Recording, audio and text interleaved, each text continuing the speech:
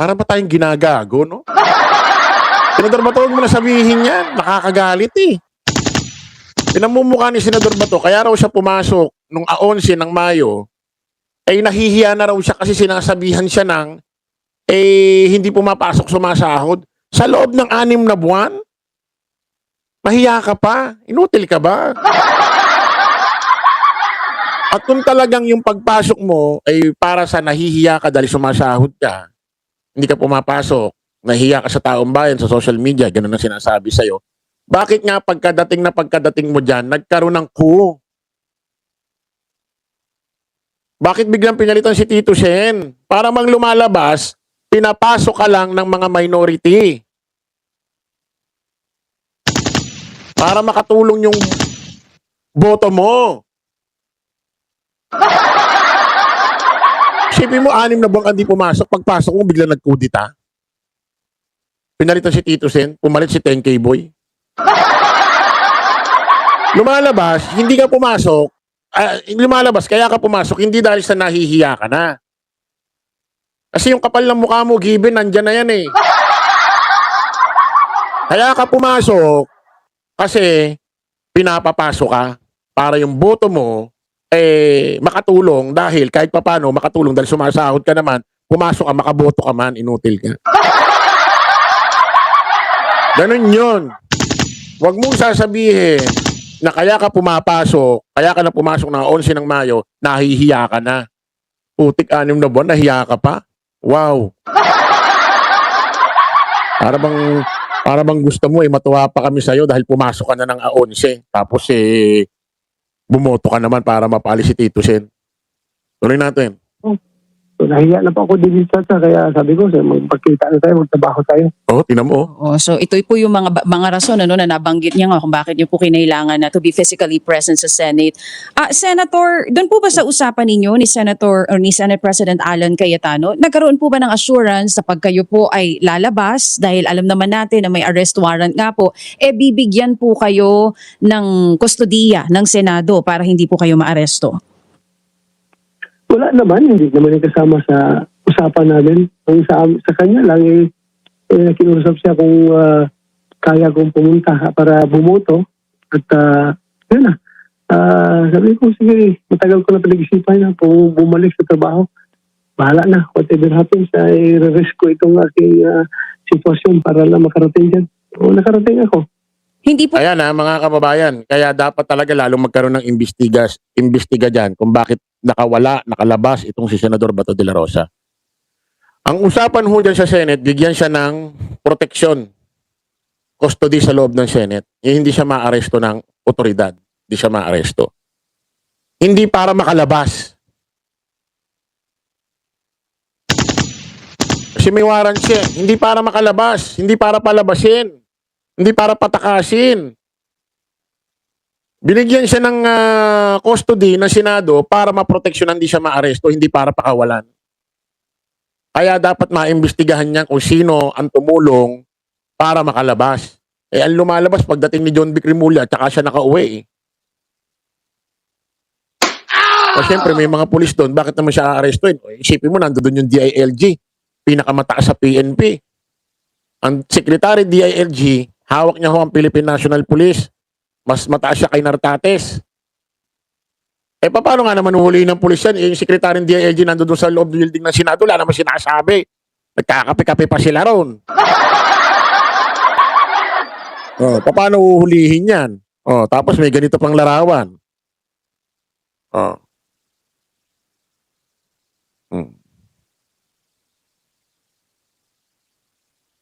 Ano ba yun?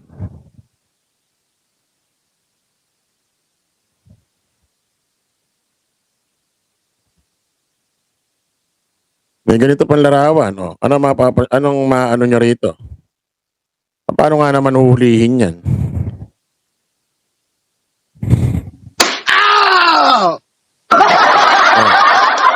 Nga.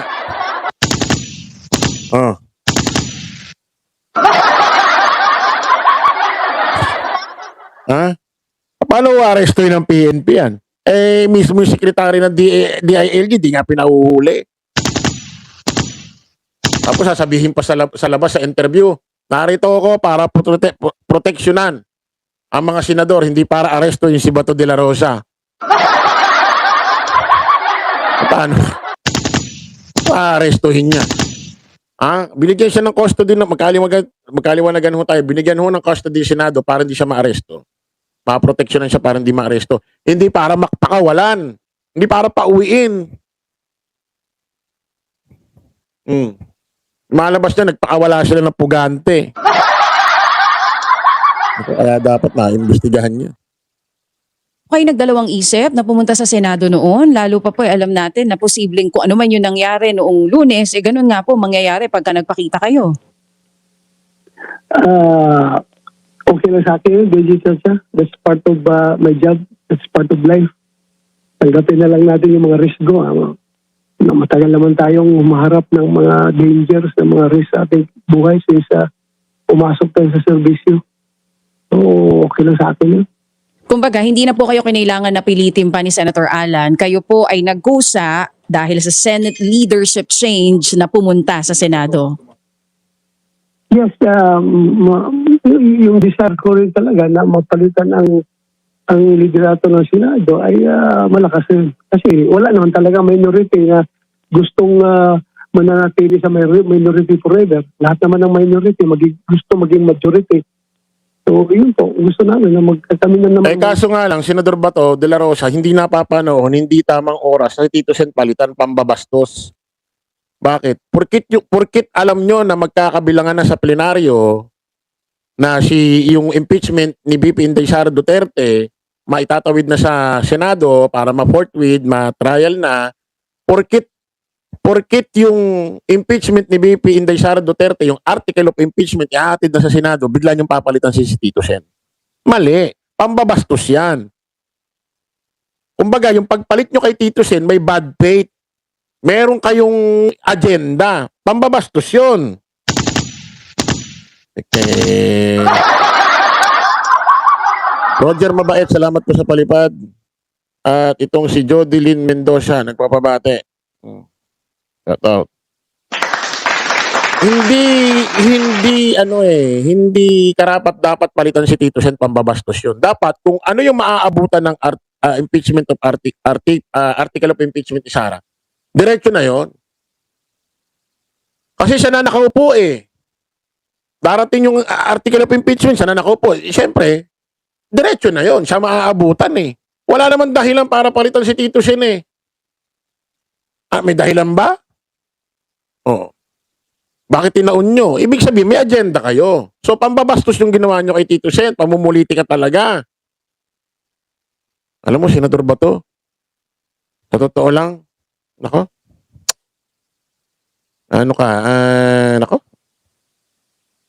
kung ano-ano sinasabi mo, maibaluktot mo lang yung diretsyo. Tuloy natin.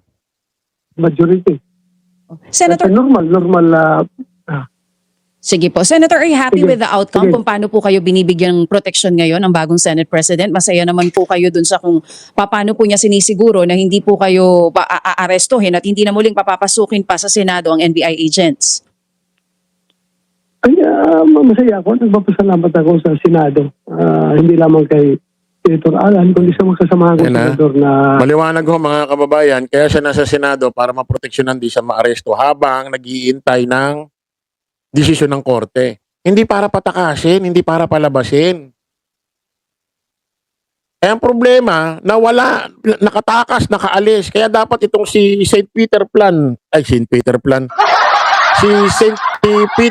Alan Peter Cayetano, dapat yan, mapalitan na agad, maimbestigahan kung sino-sino ang tumulong kay Senador Bato para makalabas, makatakas. sumuporta na i-exhaust muna yung lahat ng legal remedies available para sa atin bago tayo dadamputin. Kung kailangan damputin man. Nagkausap na rin po ba kayo ng dating Senate President na si Tito Soto? Ayos kahapon. Yung nagkainitan si Senator Robin Hood Padilla at saka si Kiko Pangilinan, nag-intervene kaming dalawa doon sa dalawang medyo uminit ang ulo. Doon nagka-cross yung landas namin at kinausap ko rin siya. Sabi ko sa kanya, wala akong sama ng loob sa iyo, sir. Mataas ang respeto ko sa iyo. Wala na, Okay lang yun, kahit anong mangyari. Wala akong sama ng loob sa kanya. kumbaga everything's well between you and the former Senate President. Maayos na po kayo. Arweng, salamat. Maayos naman. Mataas ang respeto ko sa kanya. Noon pa. Tagal ko na yung Senate President. At saka siya ang pinakamataas siguro na tenure. Youngest tenured senator dito sa Senado ngayon. So, I give him my highest respects. Senator, isa sa mga lumutang na issue yung wala daw proper coordination yung NBI agents with Senate nung Monday tungkol nga po dun sa paghahanap Board na tayo arrest rito kaya. warrants. Teka, board na tayo rito kaya. Serve and protect. Kahit na noon, magkasama yun, wala naman ako. Ito pala Problema. presidente ng Pilipinas. Dito na tayo. Negative. Hindi kasi siguro kung ano. Para nga din po sa maraming katanungan ng mga Sana huwag Yan mo na. ako isuko sa dayuhan. Dahil pero sa Pilipino, marami na tayong mga national heroes na nagpapakamatay para lang sa ating kasarinlan, para sa ating soberenya. Tapos ngayon, basta-basta na lang ninyo akong isuko. Nandyan tayo kay Ted. Nila na, hindi naman ako salbahe na public official. Ako naman ay nagsilbi ng tapat sa ating bansa. Since pag-graduate ko ng PMA, nung second lieutenant ako ng Philippine Constabulary hanggang naging PNP ako, wala pa akong ginawang kabulastugan, katarantadaan. Puro po faithful service to the nation ang ginawa. Senador Bato, walang kwenta, walang silbing sasabihin mo, wala akong ginawang kabulustugan. Paano ang pulis magsasabing may ganyan na may ginawa siya? Ano ba naman yung sinasabi? Huwag mo na sabihin yan, ang kinakaharap mong kaso, hindi naman sinasabi, hindi naman nakalagay sa warrant mo na may ginawa ang ganito, ang kaso mo, crimes against humanity, about sa war on drugs, extrajudicial killing. Hindi naman sinasabi kung naging matino kang pulis o hindi. Walang ganon. At hindi naman namin alam kung totoo yung sinasabi mo, hindi ka namin kasama 24/7. Alam mo, Senador Bato, ang nangyayari kasi ngayon, nagiging desperado ka na, kaya talagang binibuild up mo yung sarili mo. Pero wala naman pulis na sasabihin yan kahit naman sino. Ano ka ba naman?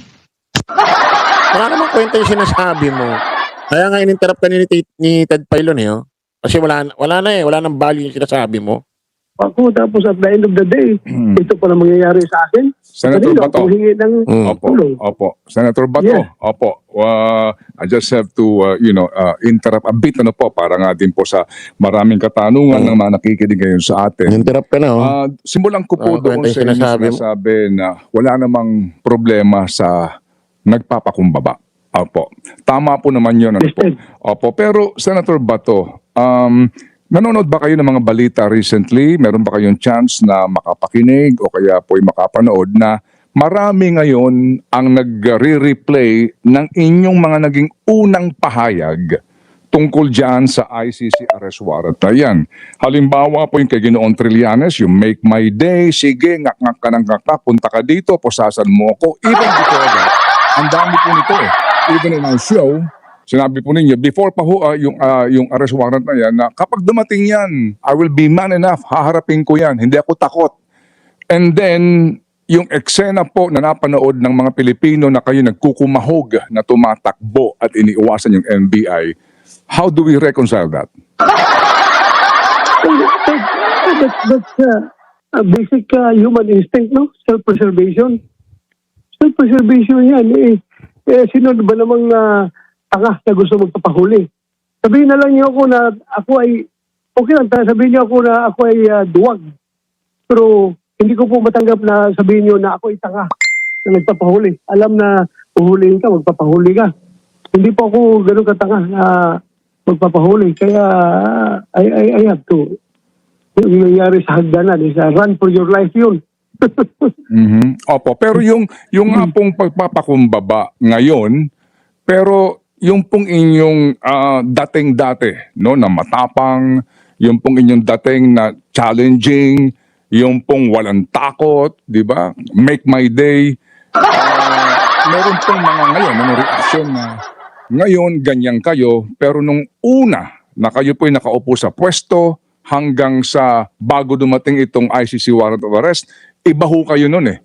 Paano po namin dapat tangkilikin yun? Alam mo, di mo kakantanga.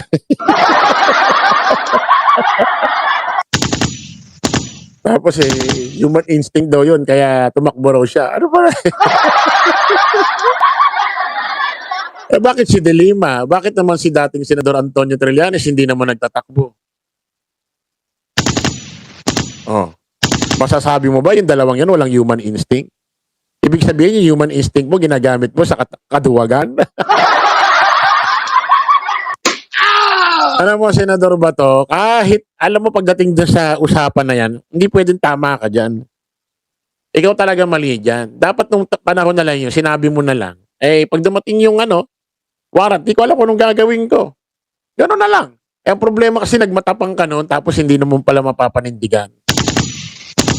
Human instinct to. Sabi human instinct na ginagamit sa kaduwagan niyo. Di ba si De Lima, si dating di ba? Si Junel tuloy. Sorry. Si dating Senadora Laila De Lima, tapos ngayon ay congresswoman. Oh, inaresto, hindi tumakbo. Naalala niyo yung eksena na yan, si Laila De Lima halos, di ba, nagsisigaw pa doon sa mikropono. Sabi niya, arrest me now! Arrest me now! Naalala niyo yan, presto. I'm here! Arrest me now! Oh, si dating Senador Antonio Trillanes, nung binabasahan ng Miranda Doctrine ng Philippine National Police, nakatahimik lang yung kamay, nakaganyan lang, pinapaliwanag sa kanya. Gumagano pa si Trillanes, nagbibigay galang pa, sumama na! Oh. Ikaw butik, para kang tanga na. Alam mo, Senador Bato de la Rosa, ang pangit kasi nung video. Ang laki ng katawan mo, kalbo ka pa. PNP chief ka, naging pulis ka. Lagi mong pinamumuka na matapang ka, wala kang pakialam sa warrant, nag-ano ka pa, bring it on, bring it on. Tapos ganyan ang makikitang eksena. Ang pangit talaga, Senador Bato. Sa totoo lang, napakapangit. Hindi, kahit ako nasak nung nakita ko yun, hindi ko expect na ganyan ang i-react mo. Natatakbo ka, ganyan, tapos nagkakandara pa ka. Sagwa. Napakapangit. Alam mo ang nangyari, Senador Bato? Yung iniwan mong legacy sa PMA, yung iniwan mong legacy sa Philippine National Police, putik na palitan ng kahihiyan. Napalitan ng kahihiyan, sir. Kasi yung video na yan, hindi na mawawala yan hanggang magunaw na ang mundo. Nandito na yan. Nakakahiya.